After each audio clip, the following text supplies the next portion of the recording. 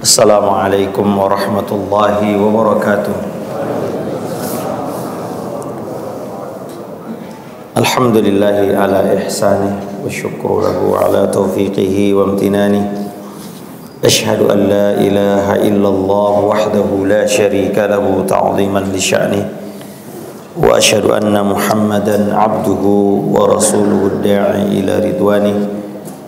Salawatu Rabbi wa salamuhu wa ala alihi wa ashabihi wa ikhwani. Amma ba'du.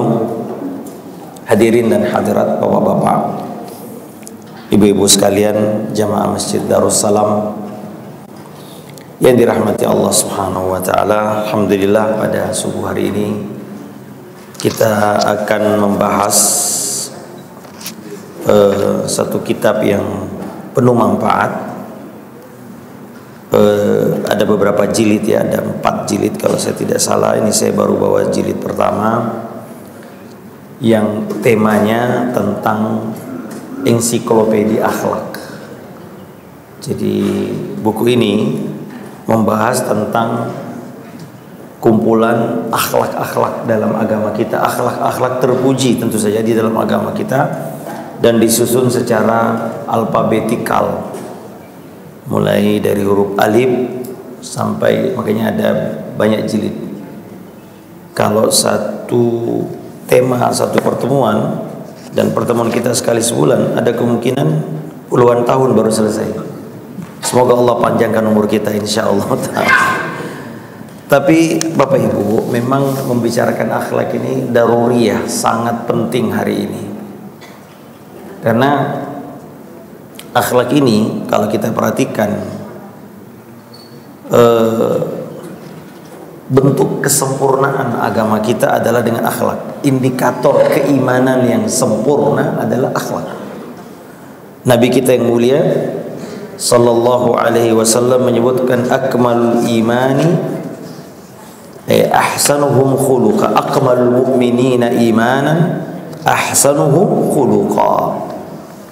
Kata Nabi sallallahu alaihi wasallam, orang yang paling sempurna, orang mukmin yang paling sempurna imannya adalah yang paling baik akhlaknya.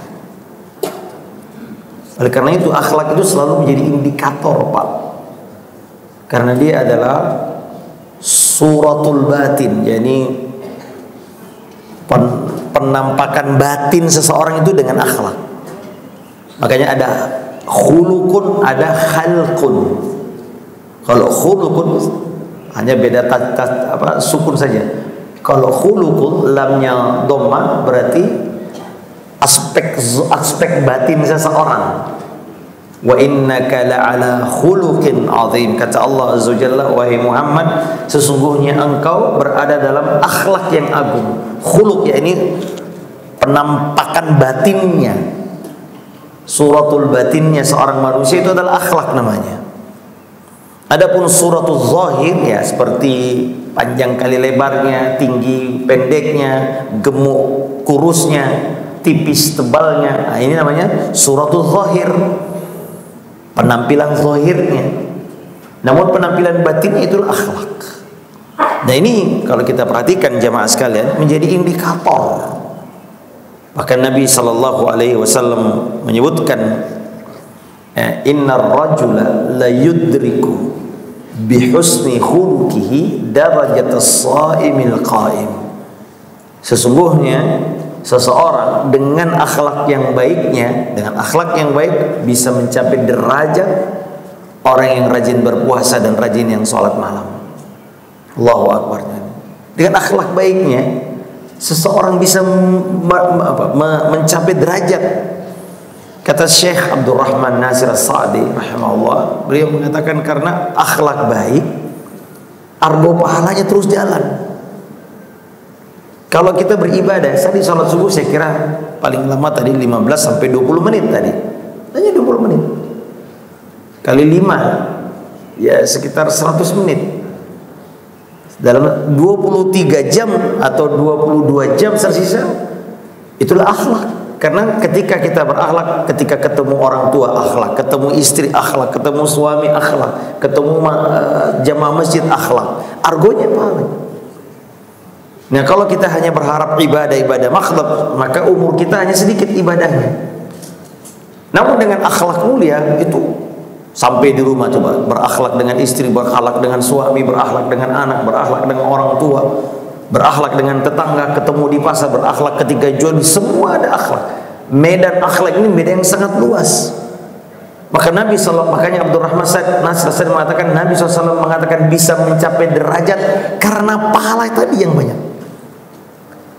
Dan ini banyak dilalaikan ya sebagian orang. Ya. Kemudian juga ya ikhwan, di antara mungkin sering kita dengar ya, keutamaan akhlak juga.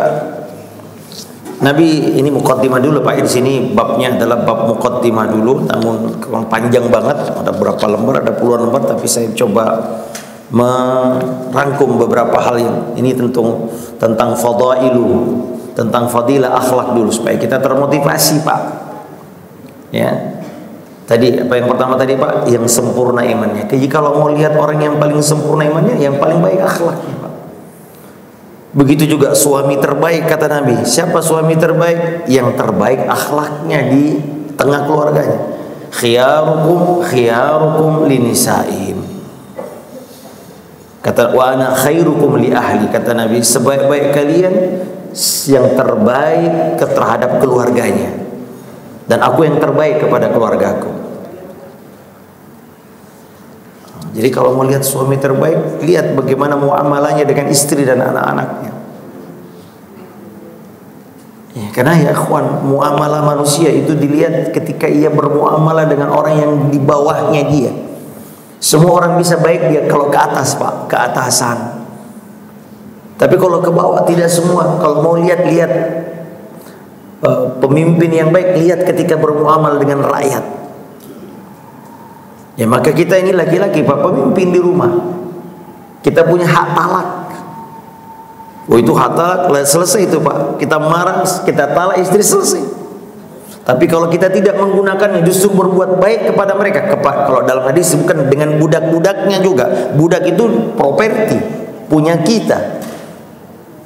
Tapi kalau kita berbuat baik kepada mereka, Allahu Akbar, itu top Pak. Nah, maka Masya Allah Pak, berusaha, ini dorongan yang sangat penting untuk membuat kita untuk berusaha menghiasi diri kita ini dengan akhlak yang baik. Kemudian juga diantaranya di sini sebutkan jamaah bahwasanya ya kata Nabi SAW, aktsaru ma yudkhilun nasal jannah husnul khuluq, taqwallahi wa husnul khuluq.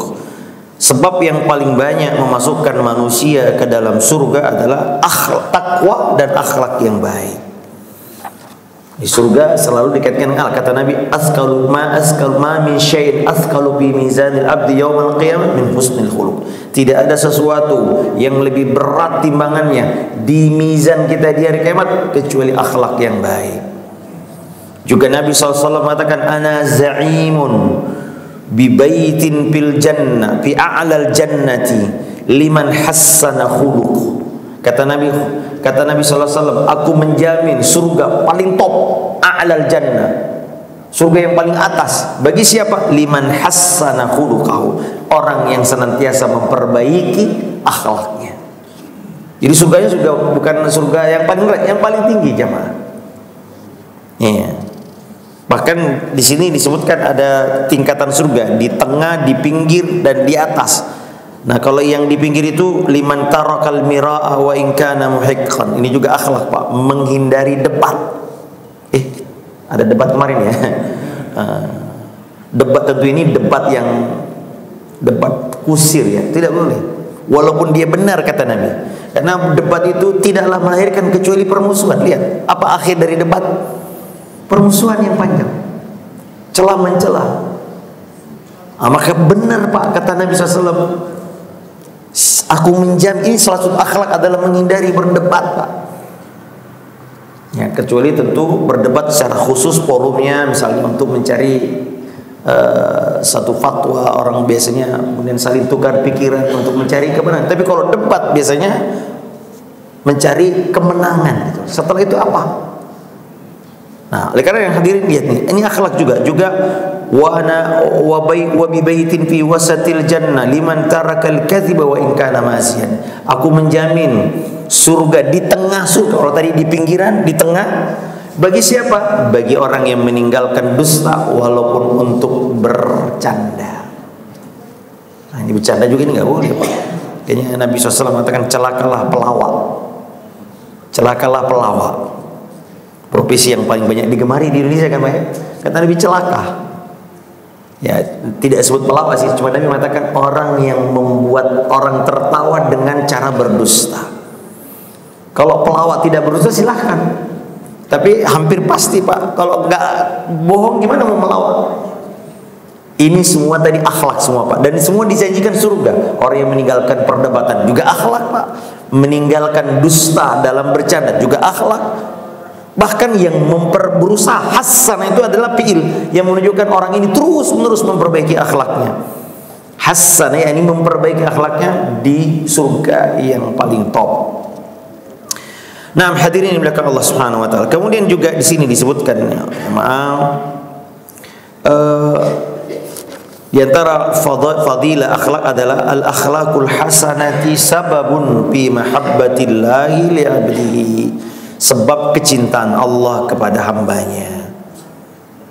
Nah, ini jemaah, kalau kita perhatikan banyak sekali innallaha yuhibbus sabirin, innallaha yuhibbul muqsitin. Allah mencintai orang yang sabar, Allah mencintai orang yang jujur, orang yang adil. Ya, kata Nabi SAW, ahabbu ibadallahi ilallahi ahsanuhum khuluqa.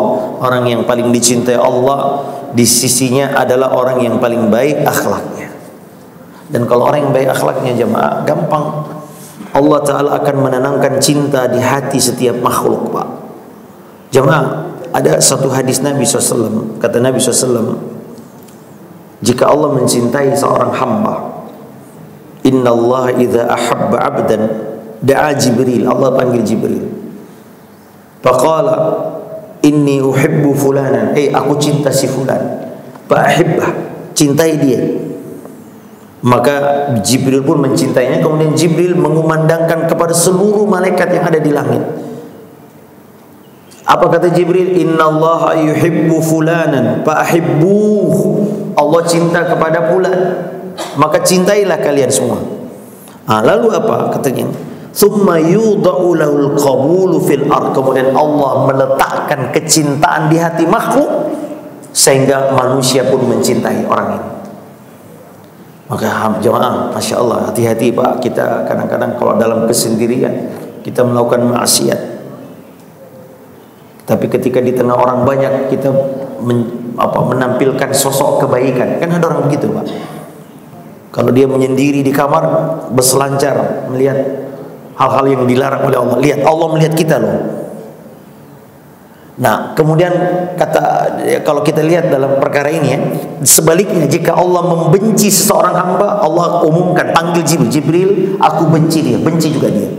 Kemudian Jibril mengumandangkan kepada penduduk langit. Kemudian setelah itu Allah letakkan kebencian di hati setiap makhluk. Maka coba lihat jemaah ya, akhlak ini.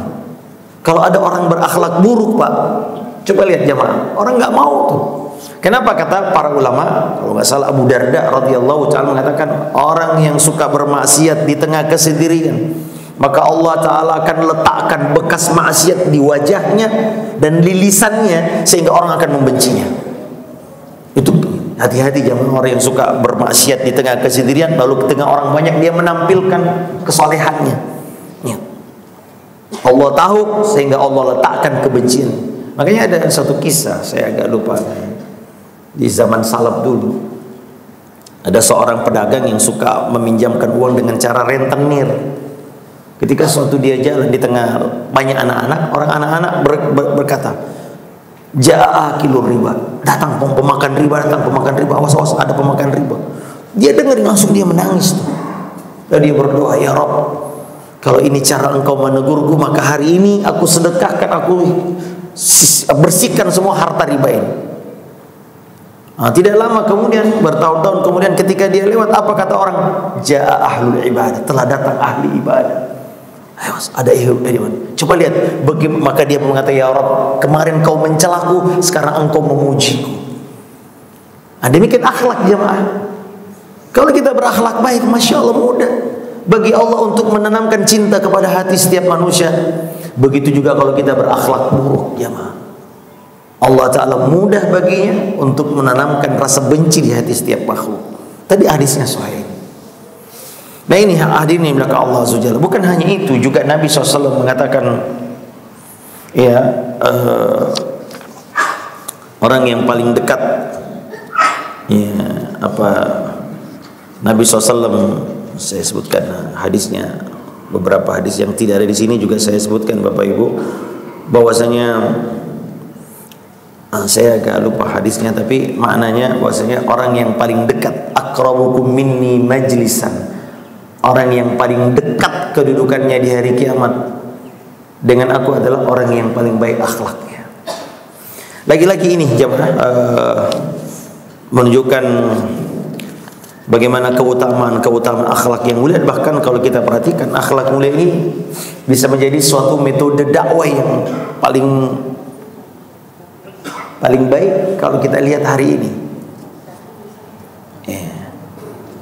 Dan Nabi SAW dipuji dengan akhlak ini. Bahkan kalau kita perhatikan jemaah, semua sirah Nabi itu mukjizat, akhlaknya itu mukjizat. Di antara mukjizatnya Nabi itu akhlaknya. Kan ada mukjizat ini, mukjizat itu, tapi di antara mukjizat beliau adalah akhlaknya. Artinya siapa yang mengetahui bagaimana akhlaknya Nabi, dia yakin dia adalah seorang Nabi yang diutus Allah Azza wa Jalla. Karena menakjubkan akhlaknya. Lihat Allah Ta'ala memujinya, wa innaka la'ala khuluqin azim. Nah, dan ini satu metode dakwah yang efektif hari ini jemaah. Nabi SAW ketika selesai perang Hunain, dia membagikan harta. Sampai ada seorang dikasih harta, satu lembah kambing, onta, dia pulang, wahai kaumku, aslimu, masuklah Islam. Muhammad itu orang yang dermawan, dia tidak takut miskin kalau memberi sesuatu. Masuk Islam satu kampung. Gara-gara apa? Akhlak. Di antara akhlak yang sangat indah adalah memberi makan, seperti di masjid kita ini. Makanya mungkin di antara faktor kenapa banyak jamaah, mungkin di antaranya karena masjid ini suka ngasih makan, ya Pak ya. Memang akhlak yang baik. At'imut, ada banyak banget hadisnya. Wa at'imut ta'am, afshus salam, wa at'imut ta'am, wasilul arham, wa sallu wan nasu niyam, tadkhulul jannah bisalam. Berilah salam, akhlak semua Pak. Kasihlah makan, sambung kerahiman, kekerabatan. Baru yang ketiga, salatlah ketika manusia tertidur, kau akan masuk surga dengan selamat. Allahu Akbar. Semuanya akhlak jamaah. Jadi pintu surga yang paling dekat sebetulnya ada akhlak. Terutama kita di rumah tangga Pak, mudah ini. Praktek akhlak yang terbaik itu di rumah tangga Pak, di rumah kita. Di masjid kita hanya ketemu orang sekali-kali Pak, ketemu 15 menit, mudah bagi kita. Di kantor mungkin hanya beberapa jam, mudah kita untuk menahan diri dari akhlak yang buruk kepada orang lain. Tapi di rumah, ini akhlak sejati di situ. Karena itu kalau mau lihat akhlak seseorang, lihat respon orang di rumahnya. Tanya istrinya, tanya suaminya, tanya anaknya, kemudian tanya tetangganya karena dia tahu kita. Itu baru top tuh Pak. Ya makanya Nabi SAW mengatakan tadi tentang suami, tentang istri. Oh Pak, Bu, mana ibu-ibu hadir? Ada ya, Bu, Ibu, masih hidup? Oh masih. Bu, ada seorang ibu-ibu datang kepada Nabi SAW. Nabi tanya, azatu zaujin anti?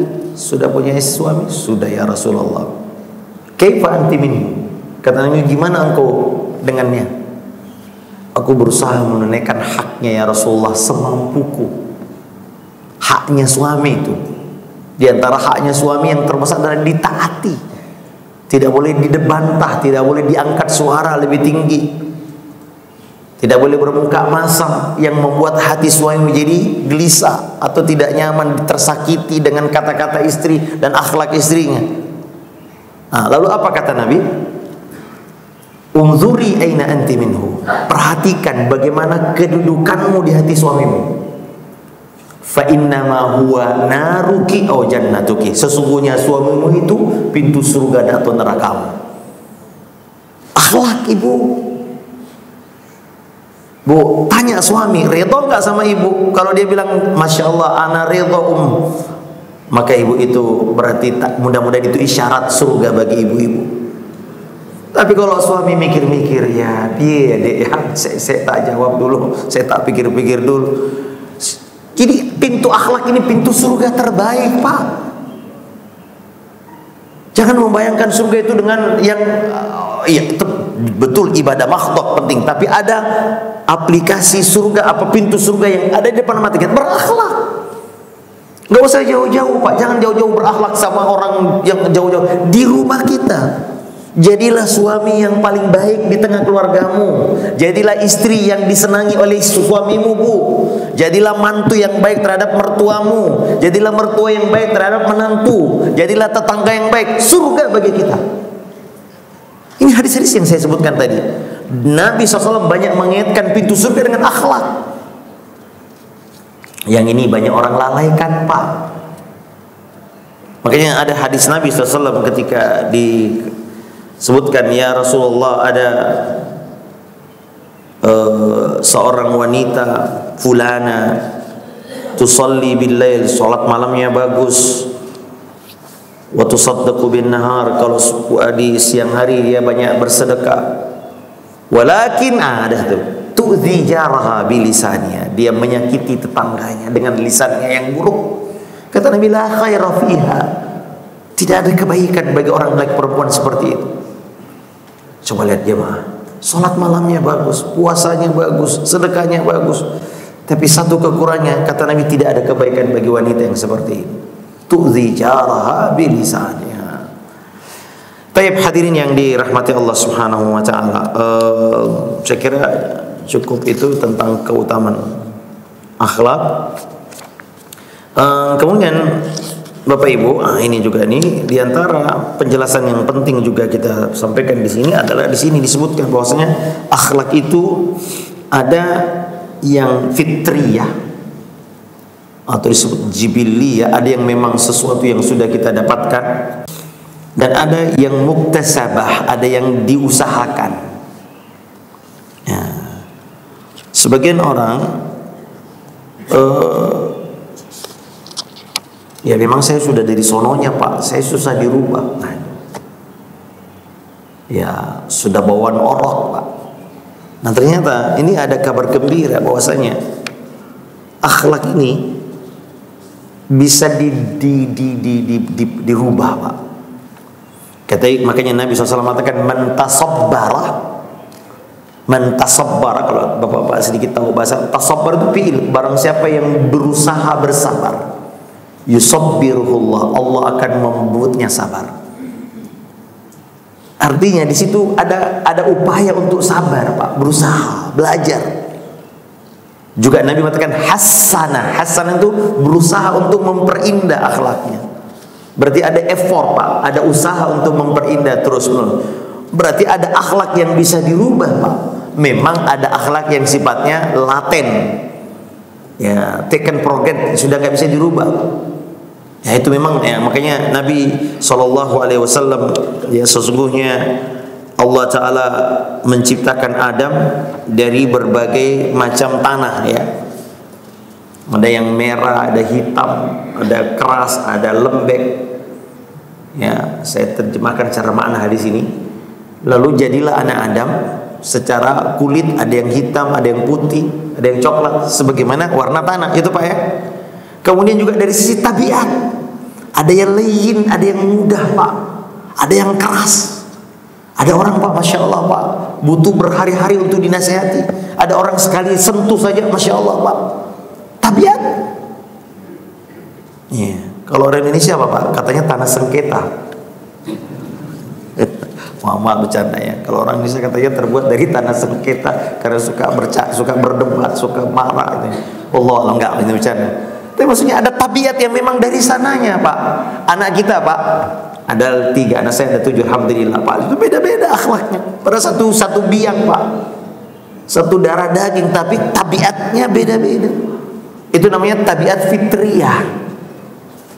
Makanya ada satu hadis Nabi SAW, ada seorang sahabat namanya Al-Ashaj, ya, dia memiliki satu akhlak yang kata Nabi, khaslataini fi, ada 2 akhlak ada pada dirimu, ya, yang Allah Ta'ala mencintainya dan Rasulnya. Terus yaitu apa? Al-hilm wal anat, sabar, tenang, dan tidak terburu-buru. Kata Al-Asyad, ya Rasulullah, ini sifat aku yang mengusahakannya atau jabalani Allah, atau Allah yang memberikan kepadaku? Kata Nabi, bal jabalakallah, Allah yang memberimu. Ini jibiliyah, fitriyah namanya. Ya. Namun ya ikhwan, sebagian besar akhlak masih bisa. Sebagaimana Nabi SAW mengatakan, ya, innallaha ta'ala qassama bainakum akhlaqakum kama qassama bainakum arzaqakum.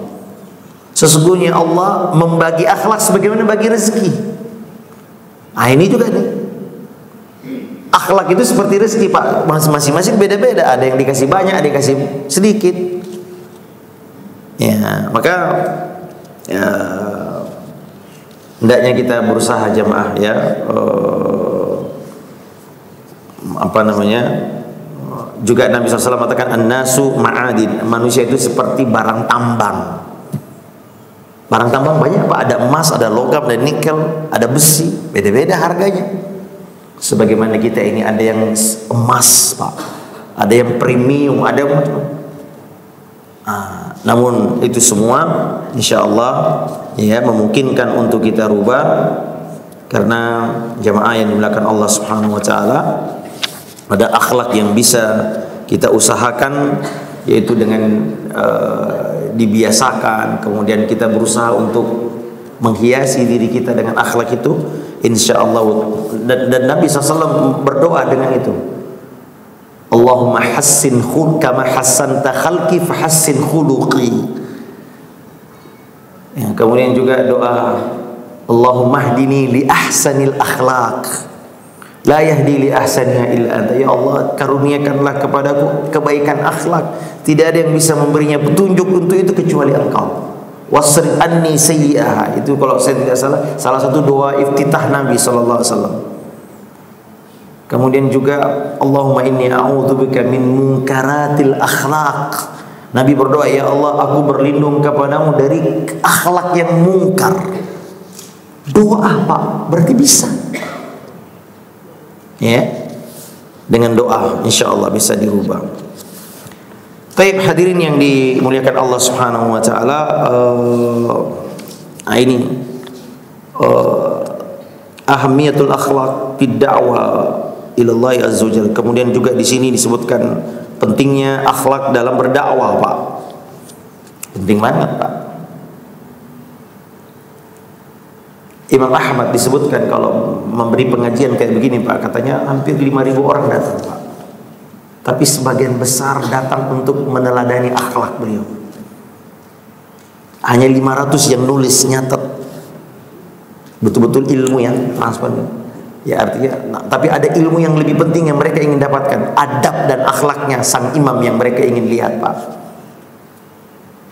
Bagaimana syekh menjawab, bagaimana al-imam cara bermuamalah, mereka ingin lihat itu.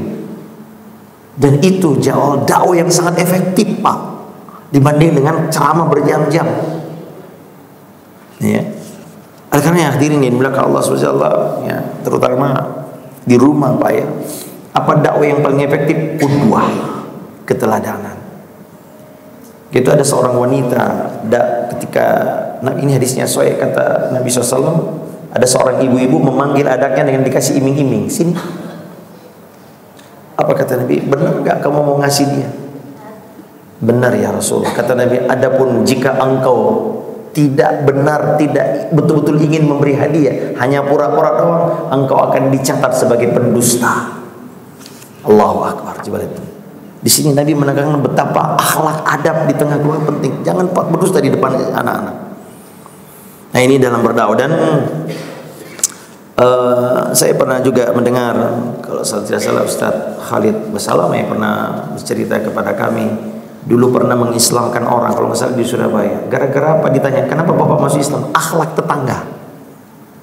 Akhlak tetangga. Saya punya tetangga Pak Ustaz, Masya Allah baik banget. Ya.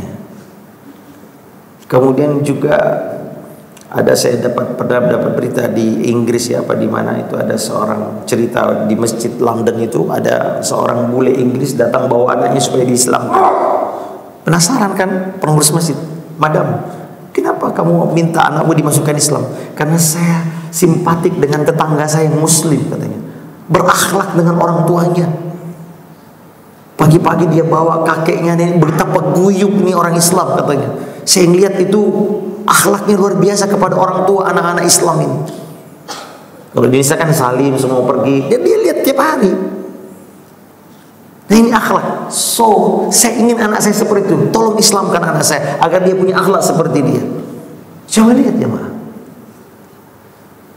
Nah, oleh karenanya, hadirin yang dirahmati Allah, ini metode dakwah yang, dan ini semua orang bisa. Kalau ceramah tidak semua orang bisa, Pak.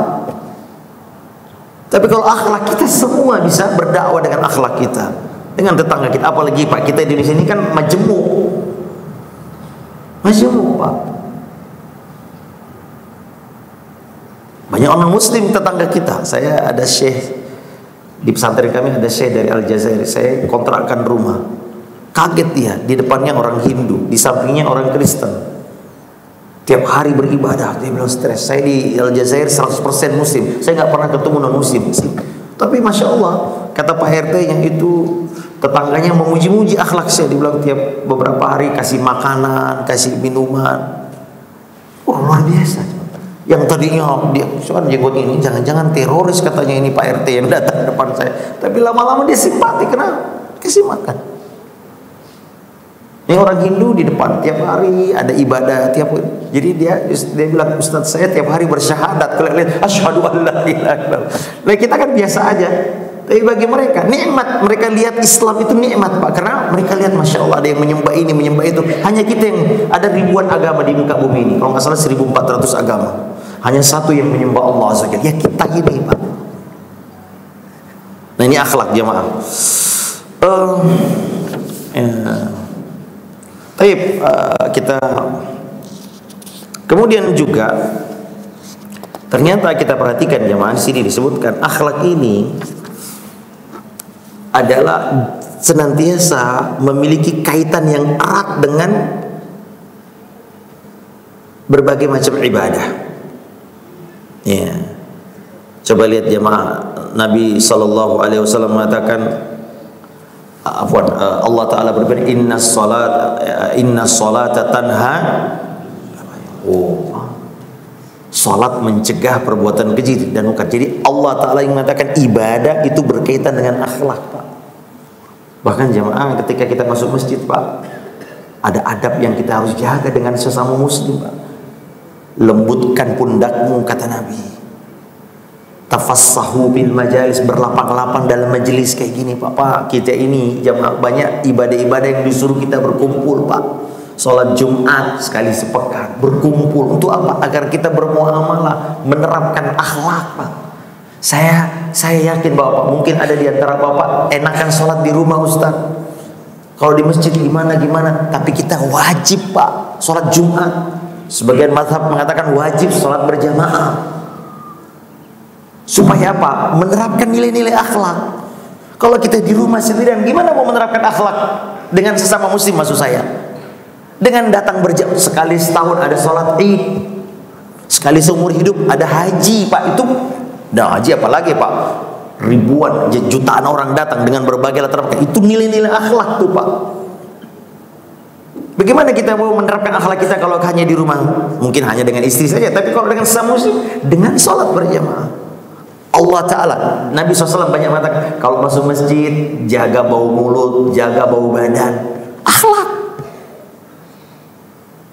Ya, jangan mendekat ke masjid, kata Nabi, orang yang bau mulutnya tajam atau bau keteknya tajam. Akhlak, Pak.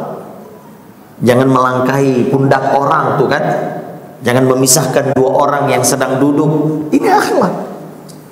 Akhlak kepada imam, Pak. Jangan mendahului imam.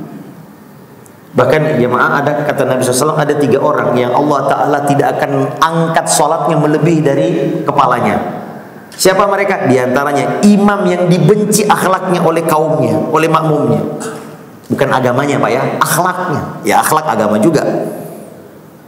Ada orang imamin kita, tapi di hati kita, aduh, imam ini, aduh, suka ngomong kotor, jorok, ngimamin kita. Enggak, kata Nabi, sholat ini wanita, ibu-ibu, kata Nabi, yang sholat yang membuat suaminya tidak redha dengan dia sholat malam, habis berantem sama suaminya, dia sakiti suaminya dalam keadaan tidur, lalu kemudian dia sholat malam. Kata Nabi, wanita yang seperti ini tidak akan diangkat sholatnya. Akhlak lagi-lagi, Pak.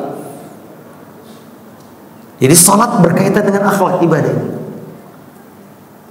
Nah, kemudian ibadah apa lagi yang berkaitan dengan akhlak? Oh iya, Pak, ketika kita ke masjid kan kami mengatakan alaikum bisakinah wal waqar. Kalau ke masjid jalan dengan tenang, waqar, beribawa, jangan pola tola ini. Lihat rumah orangnya, tenang, itu akhlak. Berjalan dengan tenang ke masjid, itu juga akhlak, Pak. Sampai di masjid kita disunahkan untuk memberi salam kepada orang yang ada, yang kita temui, assalamualaikum. Di antara hikmah kita ke masjid, Pak, agar kita bisa memberi salam kepada orang. Assalamualaikum, masya Allah. Nah, hadirin yang dimuliakan Allah, jadi kemudian apalagi, Pak ya, zakat, akhlak juga, Pak.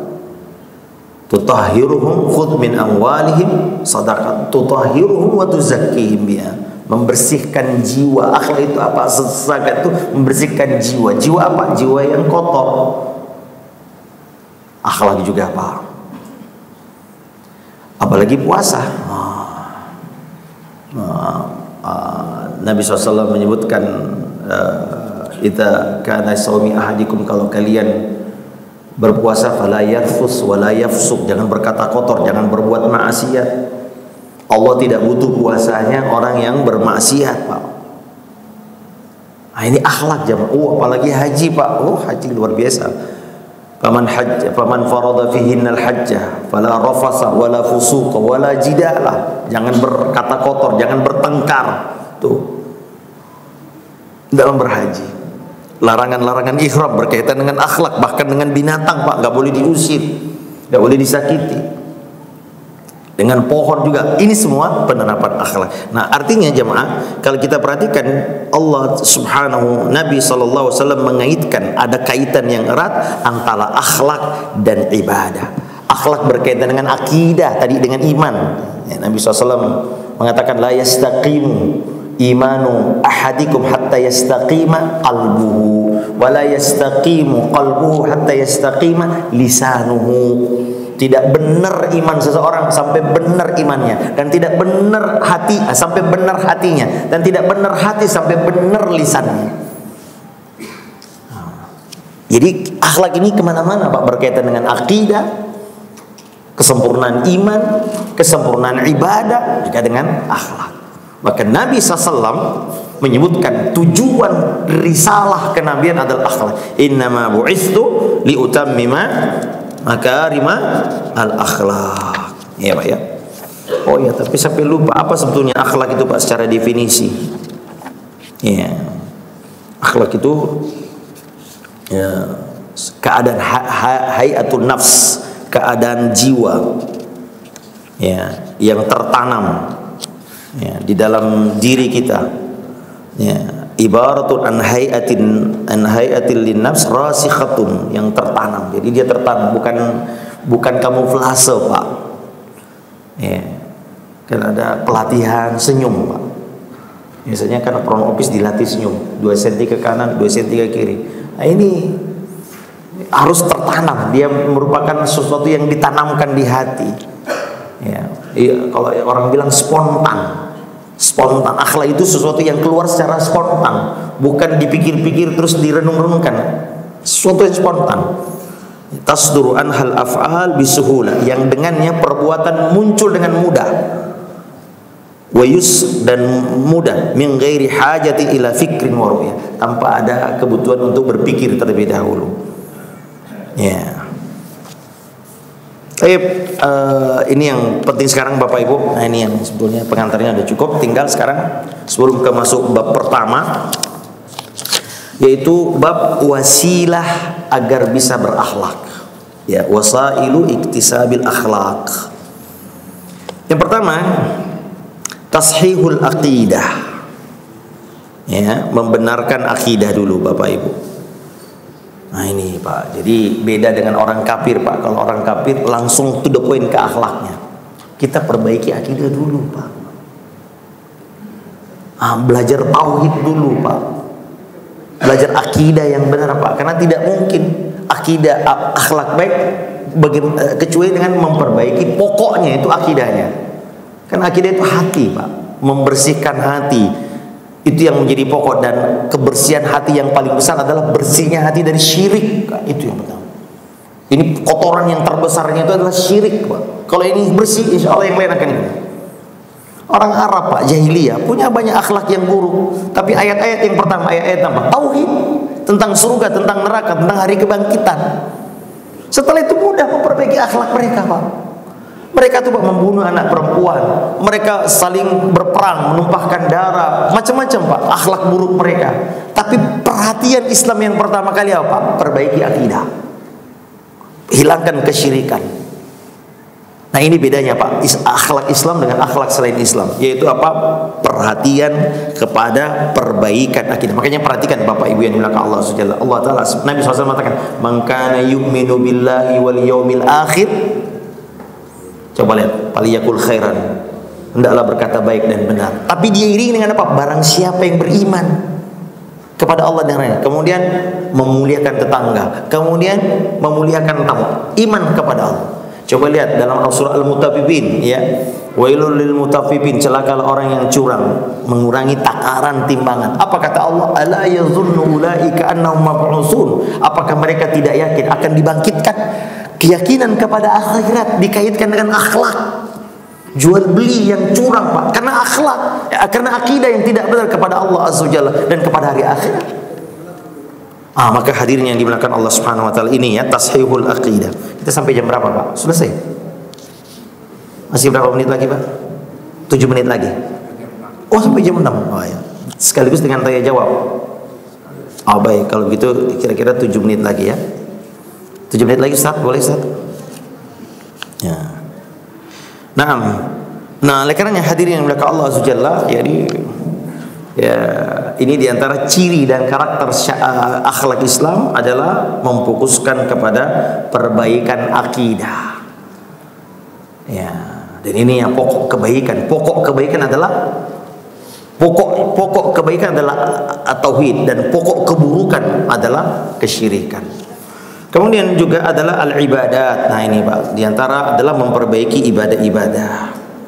Ya, seperti tadi Pak kita katakan, akhlak ini berkaitan dengan ibadah, salat, mencegah perbuatan keji dan mungkar, puasa, haji, semuanya adalah dikaitkan dengan akhlak. Karena itu jamaah, ya kalau kita ikuti semua ibadah-ibadah yang Allah Ta'ala syariatkan kepada kita dengan benar, tentu saja Pak, ya, maka tentu diiringi dengan pelaksanaan. Ini coba kita kalau berdiri waktu sholat Pak, gimana Pak bisa maksud saya, lihatlah bagaimana indahnya akhlak dalam Islam. Seorang pejabat tinggi bisa berdamping dengan supirnya. Allahu Akbar. Kapan bahkan bisa jadi supirnya jadi imam. Ini kan akhlak Pak, akhlak tawadhu Pak. Bisa jadi imam mungkin, mohon maaf Pak, secara ekonomi lebih rendah dari makmumnya, tapi kita tunduk ketika dia bilang Allahu Akbar. Ini akhlak Pak, akhlak tawadhu Pak. Ya, saya ada cerita seorang ustaz Pak, ada pengajian Pak, ada seorang mantan jenderal di pensiun datang ke pengajian. Rupanya waktu tanya jawaban ada kan kertas dibawa ke atas Pak, dari itu ditepuk bundanya, kasih. Nah jamaah lain mana tahu kalau dia jenderal Pak. Kau pergi ambil sendiri, masa kau suruh-suruh saya. Katanya habis itu sang jenderal nggak pernah ikut pengajian lagi. Coba lihat nih, di akhlak Pak. Orang nggak, apalagi di Mekah Madinah Pak, kadang-kadang kita sholat diinjak kepala kita orang, ya atau tidak Pak? Akhlak. Jadi di masjid ini, masya Allah Pak. Jadi di sini disebutkan ibadah-ibadah yang Allah Ta'ala syariatkan bisa menjadi sarana untuk meraih kebaikan-kebaikan akhlak kita. Kemudian juga disebutkan adalah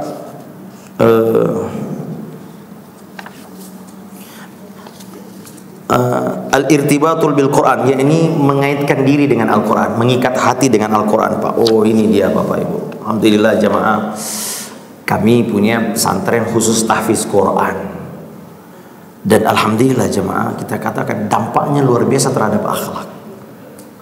Ya, kami tidak mendapati ada apa ya, masalah problem akhlak yang sangat fatal di anak-anak kita.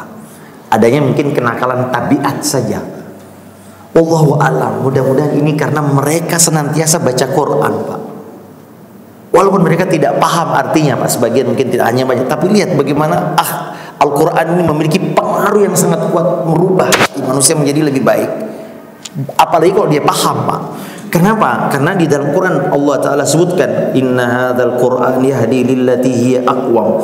Al-Quran ini petunjuk kepada jalan yang lebih lurus. Juga Allah Ta'ala sebutkan Al-Quran itu seperti ruh, wa kadzalika auhayna ilaika ruhan min amrina, menghidupkan hati ya.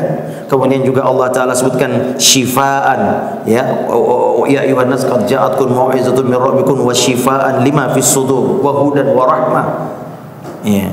Kemudian juga Allah Ta'ala sebutkan di dalam Al-Quran, wazkuru ni'matallahi alaikum wa ma anzala alaikum minal wal hikmata ya'izukum bih, yang dengannya Allah memberi peringatan kepada kalian.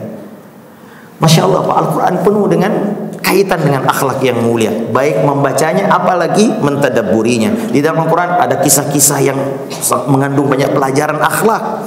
Di dalam Al-Quran ada pelatihan bagaimana menjadi akhlak yang baik. Semuanya ada di dalam Al-Quran. Kemudian juga jamaah, kemudian wasilah berikutnya adalah ya, at-tafakkuru fil atharil murtabati ala husnil, yakni memperhatikan asar-asar tentang akhlak yang baik. Ya ikhwan, Nabi Hasan Al-Basri mengatakan midarul akhlak, pokok sumber akhlak itu ada 3. Yang pertama kata beliau bazlun nada, yakni memberi terbaik. Kemudian wa kafful adza, menahan diri dari menyakiti orang. Wa talaqatul wajh, dan wajah yang cerah. Ini 3 pokok akhlak. Jadi midar, jadi sumber poros akhlak ini, memberi. Jadi apakah berupa ilmu, tenaga, pikiran, harta, itu pokok akhlak. Kemudian kalau tidak bisa ini, kaful adza, menahan diri dari gangguan, jangan mengganggu orang. Man salimal muslimuna min lisanihi wa yadihi. Ya, yang ketiga, ini yang paling rendah Pak, yaitu apa? Sekadar menampakkan wajah yang cerah. Ya, itu sudah akhlak, 3 pokok akhlak. Kemudian juga ya ikhwan, yang selanjutnya adalah an-nadhru fi awaqibi su'il khalq, jadi memperhatikan, merenungkan akibat dari akhlak yang buruk. Ya, kalau kita perhatikan ya, apa kesudahan orang yang buruk, minimal Pak, orang akan memberinya predikat yang tidak baik. Sang pemakan riba, sang macam-macam ada. Coba orang udah memberi lakap, memberi predikat, itu sudah masya Allah dilaknat oleh manusia. Itu bentuk laknat dari manusia. Maka ya ikhwan, ada seorang tetangga mengadukan kepada Nabi akhlak tetangganya. Ya, sampai 3 kali gak berubah-berubah. Kata Nabi, kalau begitu keluarkan hartamu di depan rumahmu, taruh kamu. Ya. Setiap orang lewat kaget, kenapa kau keluarkan hartamu di sini? Saya punya tetangga jelek banget, semoga Allah melaknatnya. Setiap orang lewat melaknat tetangganya, sampai tetangga keluar, ya sudah, saya tidak akan berbuat buruk kepadamu, balikin lagi hartamu, udah masukkan. Coba lihat, semua orang melaknat. Coba lihat tadi yang seorang salaf ketika lewat anak-anak, semua orang mengatakan pemakan riba. Coba lihat. Jangan sampai jamaah kita ini dikenal sebagai suami yang ini, sebagai orang yang ini, akibat akhlak yang baik, akhlak yang buruk ini. Kemudian juga al-amru bil ma'rufi wan nahyi 'anil munkar wat tawasi bil haq. Di antara sarana untuk meraih akhlak yang baik adalah adanya amar ma'ruf nahi munkar. Ya, tentu juga ya, seperti pengajian sekarang ini cuma dengan kita mempelajari teori-teori akhlak, bagaimana menerapkannya, ini juga penting. Kemudian juga adalah ulul himmah, memiliki cita-cita, tekad yang kuat untuk meraih akhlak yang baik. Ya, kata Nabi SAW, innallaha karimun yuhibbul karam wa ma'alil akhlaq wa yubdu sabsabha. Kata Nabi SAW, Allah mencintai, Allah itu maha mulia, maha dermawan, mencintai kedermawanan dan mencintai akhlak yang tinggi. Maka kita lihat ya, tidaklah ada orang yang mencapai cita-cita tertinggi kecuali mereka yang memiliki tekad yang kuat untuk memperbaiki akhlaknya. Hadirin, saya kira ini afwan kita belum bisa masuk ke materi pertama karena saya kira penting juga. Sebelum saya tutup jemaah, ini ada terakhir di sini disebutkan di antara faktor yang penting Pak, 1 menit Ustaz, adalah musahabatul akhyar, mencari teman yang terbaik.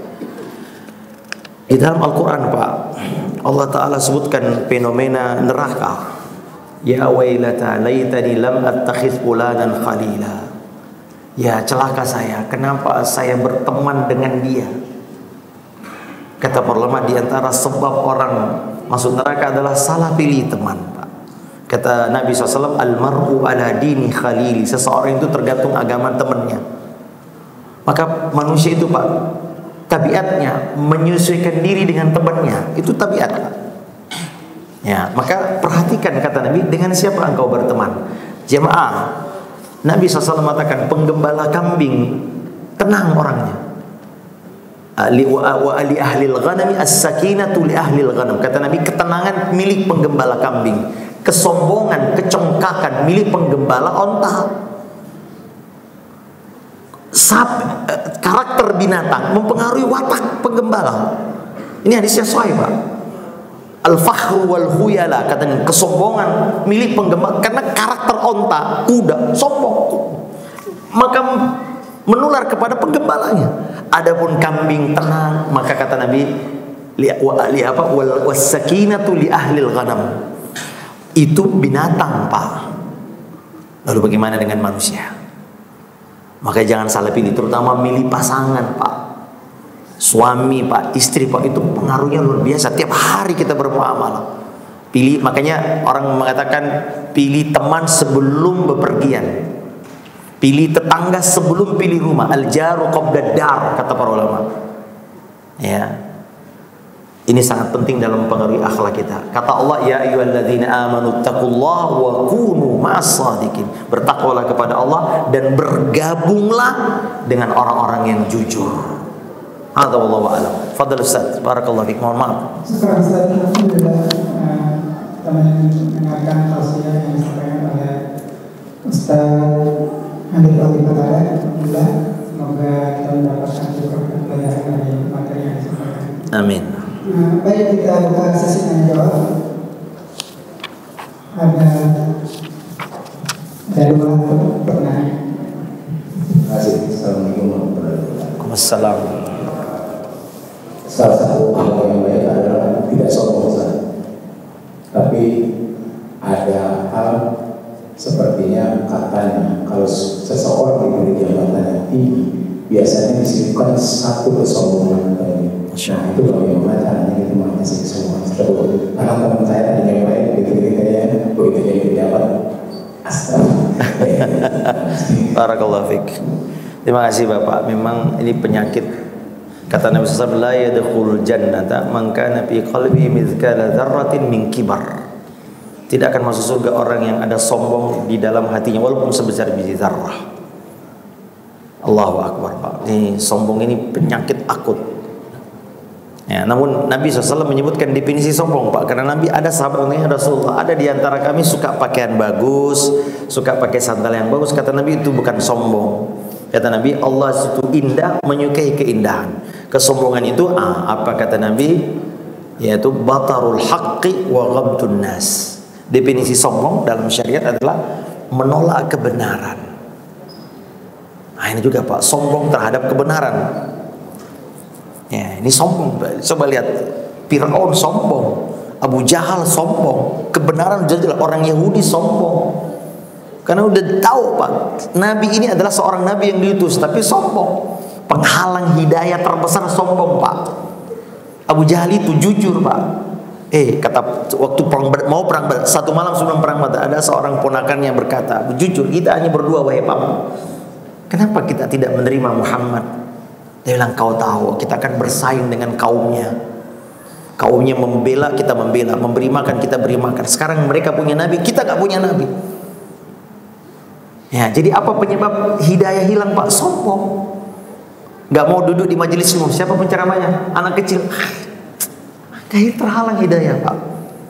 Jadi sombong itu bukan hanya kepada manusia, tapi kepada kebenaran Pak. Itu juga sombong. Batarul haqq. Ya. Kemudian yang itu tadi ghamtun nas, meremehkan manusia. Nah, ini biasanya definisi ini yang paling banyak kita paham ya. Ya, tadinya duduk sama-sama, sekarang start. Nah, apa yang bisa menyebabkan sombong? Banyak Pak. Di antara yang paling cepat adalah ilmu. Ilmu itu paling cepat buat orang sombong Pak. Kita baru tahu sedikit udah, kamu ente tahu apa sih? Nah, ini merasa lebih. Apa yang menyebabkan iblis dilaknat Pak? Sombong.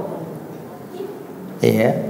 Aku dari api, kamu dari tanah. Aku nggak, ana khairun min. Kesombongannya tidak lain. Maka Nabi SAW menunjukkan dalam hadis qudsi, Allah katakan, al-kibriya'u izari wal azamatu al-kibriya'u ridai wal azamatu izari faman naza'ani minhuma ahadun qadhabtuhu binnar. Kesombongan, keagungan milikku, pakaianku, jangan pakai. Siapa yang memakainya, aku akan masukkan ke dalam neraka. Maka hadirin mereka Allah Subhanahu, dan ini butuh. Maka Bapak Ibu, kita sering harus bermuamalah. Tidak ada orang sombong kalau sering datang ke masjid Pak. Insya Allah Pak. Ya, bagaimana Pak? Kita di masjid ini Pak, kita nggak pernah milih siapa. Kamu jangan di depan sama saya, kamu yang sini. Masya Allah Pak, ini praktek tawaduan yang sangat baik adalah ketika kita berjamaah di masjid Pak. Nah, luar biasa Pak di masjid ini. Kaya miskin bisa, tukang becak dengan yang punya rumah yang mewah bisa. Itu luar biasa bagi orang merendahkan tawadunya, itu luar biasa Pak. Nah, makanya Nabi SAW mengatakan, ma tawada'a ahadun lillah illa rafa'ah. Kata Nabi, rafa'ahu. Kata Nabi, tidaklah seorang tawadu kecuali Allah akan mengangkat derajatnya. Nah, ini butuh, nanti insya Allah Pak kita akan pelajari di sini tentang namanya tawadu. Ya jelas ya, ini butuh proses dan hendaknya kita selalu merenungkan bagaimana akibat buruk dari kesombongan. Allah Ta'ala tidak akan masukkan dalam surga walaupun yang sebesar biji zarrah. Maka hendaknya Nabi SAW kalau bersama temannya Pak, orang nggak bisa bedain. Ada seorang badui datang, aina Muhammad, mana Muhammad? Karena nggak bisa, beliau tidak punya pakaian khusus, tempat khusus, nggak ada Pak. Kecuali kalau beliau sedang memberi ta'lim, beliau dikasih tinggi supaya bisa melihat sahabat. Tapi yang lain pakaiannya biasa aja. Bahkan diantara yang dibenci adalah pakaian syuhrah. Nabi SAW mengatakan ada seorang hamba berpakaian dengan syuhrah kemudian ditenggelamkan dalam bumi, berputar-putar ini sampai sekarang belum selamat karena kesombongannya. Qarun keluar dengan sombong, ditenggelamkan. Semua kesombongan. Maka jamaah pakaian juga hendaknya kita kalau berpakaian jangan pakaian yang syuhra, mau pengen beda sendiri gitu Pak. Itu bisa sombong. Harta Pak juga sebab kesombongan Pak, tentu beda Pak cara kita bawa mobil kalau harga 2M dengan yang 200 juta Pak. Cara turunnya bayar parkir, nggak mau kita bayar 2.000 ke tukang parkir kalau pakai mobil 5 miliar Pak. Malu kita. Ya Pak ya. Maka Nabi mengatakan seburuk-buruk undangan Pak adalah walimah yang hanya mengundang orang kaya. Syarrul walimah. Kita kan kadang-kadang kalau mengundang, yang orang miskin gak usah diundang-undang. Nah, ini seburuk-buruk walimah. Akan hadirin yang Allah ini kata Nabi SAW, kullukum min bani Adam, kalian dari Adam, dari kita semua dari Adam, dan Adam dari tanah. Kita ini dari air yang hina, Pak. Tidak ada. Kita waktu keluar tidak punya apa-apa. Apa yang mau disombongkan? Wallahu akhrajakum min butuni ummahatikum la ta'lamuna syai'an. Kalian enggak punya apa-apa waktu kita keluar dari ini. Maka apa yang mau disombongkan? Karena semua yang kita miliki adalah sesuatu yang datang dari luar, yang kemudian nanti pada saat kita meninggal semuanya hilang. Pada saat kita dikuburkan semua, berarti tidak layak untuk disombongkan. Wallahu a'lam bishawab. Saya kira cukup. Silakan. Silakan. Masya Allah. Waalaikumsalam. Ustaz, di bagian akhir tadi katanya soal akhlak, akidah, dan bagaimana memilih teman. Saya ingin menyampaikan fenomena umat Ustaz. Banyak orang yang akidahnya, banyak orang yang tidak sudah bagus, tetapi banyak orang yang akhlaknya sudah bagus, tetapi akidahnya masih juga ibadahnya berorientasi syirik, masih juga menolak isbal, masih juga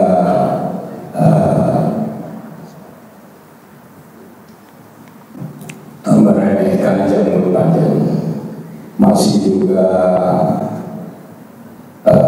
meremehkan atau mencela hijab syar'i, bahkan juga cadar. Tetapi di sisi yang lain ada yang akidahnya sudah benar, akhlaknya masih baik, masih juga takwa. Lantas di dalam kita memilih pertemanan yang dekat atau yang baik, lantas juga dalam kita memilih mitra usaha atau mitra bisnis, di dalam memilih mitra kerja, dari dua sisi yang berbeda itu akidah dengan akhlak itu. Iya, baik Pak. Pilih mana dulu Ustaz? Barakallahu fiik. Menimbangnya. Terima kasih. Terima kasih Pak, pertanyaan sangat baik. Ya ini problem kita Pak. Kita kadang-kadang memilah-milah agama ini. Akhlaknya beda, saya akhlaknya doang, nggak perlu syariatnya. Ngapain jenggot kayak gitu, tapi kalau pinjam utang nggak bayar-bayar gitu ya. Ya, ngapain pakai cadar tapi lisannya tajam? Ya, itu dibedakan. Nggak usah pakai jilbab, yang penting hati. Gimana mau jilbabin hati ya? Harus ini kan karena apa? Kesalahannya di mana? Kita mengkotak-kotakkan agama. Akhlaknya ya, kemudian saya pilih syariatnya aja, akhlaknya nggak usah. Saya pelihara jenggot, saya pakai cadar, akhlaknya nggak usah. Saya akidahnya aja, saya nggak usah syariatnya. Yang penting percaya kepada Allah, saya nggak butuh sholat. Nah ini agama ini seperti satu bangunan. Kata Nabi, buniyal Islam ala khams. Kata Nabi, Islam itu dibangun, artinya ada bangunan. Maka mengkotak-kotakan ini beginilah Pak. Banyak orang yang tadi fenomena itu syariatnya oke, akhlaknya. Karena padahal agama ini satu kesatuan. Nah, fenomena ini jamaah tadi saya sebutkan, Bapak sebutkan, Masya Allah Pak. Kita harus tahu bahasanya akhlak itu bukan hanya berkaitan dengan manusia, tapi juga berkaitan, dan yang paling utama akhlak kepada siapa Pak? Allah dan Rasulnya. Itu yang terbaik Pak. Orang kafir Pak mungkin berakhlak, tapi tidak berakhlak kepada Allah. Kata Nabi SAW ketika ditanya, dosa apa yang paling besar? Kata Nabi, antaj'ala lillahi niddan wa huwa khalaqaka. Kau jadikan Allah sekutu padahal dia yang kasih makan kamu, dia yang menciptakan kamu. Maka kan dulu ada fenomena, gak apa-apa pemimpin kafir, yang penting tidak korupsi. Ini bahaya Pak. Dia kafir kepada Allah. Kalau dengan Allah saja dia bermaksiat, dia berani mengatakan Allah ada tiga, bagaimana dengan manusia? Contohnya kemudian Pak, kita punya anak Pak, kita rawat, kita besarkan, tapi dia nggak manut sama kita, manutnya sama tetangga. Kurang ajar apa enggak? Kurang ajar. Nah, maka ini kesalahan kedua Pak. Tadi kesalahan menganggap akhlak itu hanya kepada manusia. No, akhlak kepada Allah yang lebih utama, yaitu apa? Mentauhidkannya, tunduk dan taat kepadanya. Apa yang datang dari Allah Azza wa Jalla kita sami'na. Ini akhlak yang teragung. Ya ayyuhalladzina amanu la tuqaddimu baina yadayillahi wa rasul. Kata Allah, jangan kau dahului Allah dan Rasulnya. Di antara akhlak adab syiarnya orang beriman adalah kalimat apa Pak? Sami'na. Kalau sudah datang hadis, datang dalil jelas, maka kita katakan sami'na. Ingat tadi Pak, sombong yang juga adalah batarul haq, menolak kebenaran. Itu sombong juga. Jadi bukan hanya sombong kepada manusia, sombong kepada kebenaran yang datang dari Allah dan Rasulullah SAW. Makanya Bapak Ibu, inilah sebabnya kita ngaji Pak, supaya agama ini nggak kayak puzzle. Kita agama ini kayak puzzle Pak, hanya lihat ininya saja nih, sehingga tidak melihat agama secara utuh. Agama ini seluruhnya, Masya Allah Pak, akhlaknya, syariatnya, ibadahnya. Namun kalau Bapak harus bertanya, dari mana kita melihat akidah Pak? Jazirah Arab, orang-orang Arab dulu Pak, luar biasa akhlaknya. Tapi ayat-ayat yang pertama turun, ayat apa Pak? Ayat surah Al-Hujurat itu kan surah tentang akhlak Pak. Itu belakangan turun di Madinah. Tapi apa ayat turun? Tentang beriman kepada Allah, adanya hari kebangkitan, tentang akhirat, tentang surga, tentang neraka. Karena ini kalau benar akidahnya, maka mudah untuk dibawa kepada akhlak yang mulia. Dan ingat jamaah, keistimewaan akhlak kita adalah karena sumbernya dari Allah Azza wa Jalla. Kita berakhlak karena Allah SWT. Ada orang berakhlak karena tuntutan pekerjaan, dia tersenyum.